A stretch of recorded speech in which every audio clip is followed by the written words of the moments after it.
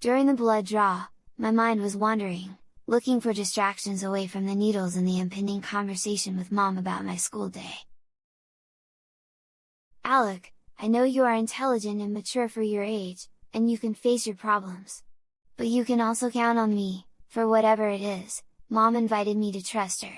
No matter what I was going through, I could count on her. But how do you explain to your parents school problems, and bullying, without feeling weak, or useless? Besides, there was also the issue of the visions of the man in the gray coat. You know, if I wanted to be treated like an adult, I couldn't run to Mom's skirts. Before I could answer, the call for the MRI was heard. Heading to the room, with the tension of the pending talk and the uncertainty of the medical results. "Don't worry, Alec, it's just a routine exam," the MRI lab operator tried to calm me down, as Mom helped me take off my clothes and put on the gown. As soon as I was lying on the plate of the MRI chamber, the operator retreated to the control area. The lights dimmed and the drum of the chamber began to rotate. I closed my eyes and then everything fell apart. The man in the gray coat appeared in my head, smiling and calling me to go with him. My heart started beating hard, and with it, my breathing became abrupt.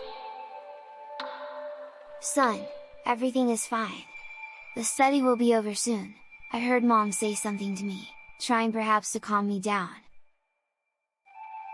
The monotonous noise of the machine continued to rumble in my ears, and each of the sounds took me to the man in the gray coat, smiled, calling me to follow him. I'll be honest with you, I was about to cry and pee my pants from the fear of just remembering it. I'm still terrified of what I experienced in the MRI chamber. "So, you still think it's all in my mind? What, is it just a hallucination? What happened to your high IQ?" You will tell me, shouldn't logic have led you to the conclusion that it is a hallucination of the childhood stress you are experiencing due to the change in school grade? Be silent.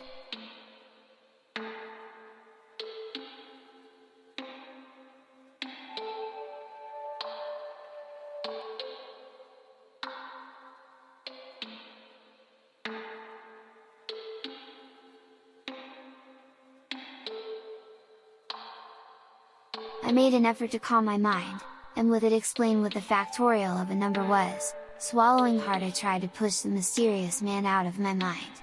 As I went on with the mathematical exercise, he smiled more and more. "Factorial of 1 is 1, of 2 is 2, of 3 is 6, I said to myself, as if it were a mantra, and with it push him away, but he continued laughing and calling me to go with him. "Of 4 is 24, of 5 is 120, of 6 is 720, of 7 is 5040, I finished at the same time as the scan of the resonance chamber. Seeing my state of agitation, Mom came quickly to help me out of the chamber. At that moment, I could only hug her tightly. I tried to open up and tell her about the visions, but that was adding more uncertainty to what she was already dealing with. No, I couldn't give her any more worries. And you know that, right? Mom, realizing my state of confusion and anxiety to leave the place, helped me to get fully dressed. And despite my reluctance to be treated like her little boy, her presence was an unexpected comfort in that sea of fear and uncertainty. When we finished with the tests and the study, Mom's expression changed a bit. She relaxed, showing some relief as we headed to talk to Dr. McAllister about the next step. "I'll call you as soon as we have them, in a few days," the doctor told Mom, who was already a little more relaxed about it. And she wasn't the only one. I also experienced a certain relief when my visit to the hospital was over. You ask again, what happened to the man in the gray coat? I would like to tell you that he stayed inside the MRI chamber, along with my fears of coming to the hospital for a medical checkup out of the routine. Surely you have also been putting the pieces together, the clues given in the enigma.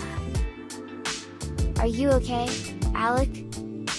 Mom asked about my feelings about what we had just been through, as we walked towards the exit of the hospital.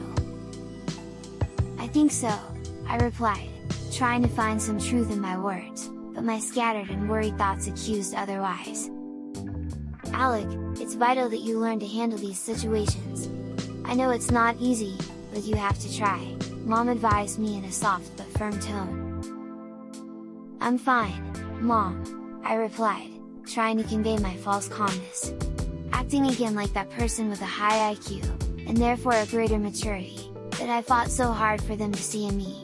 It was just a bad episode caused by the stress of the study. "I assure you everything is fine," I told her, with false equanimity.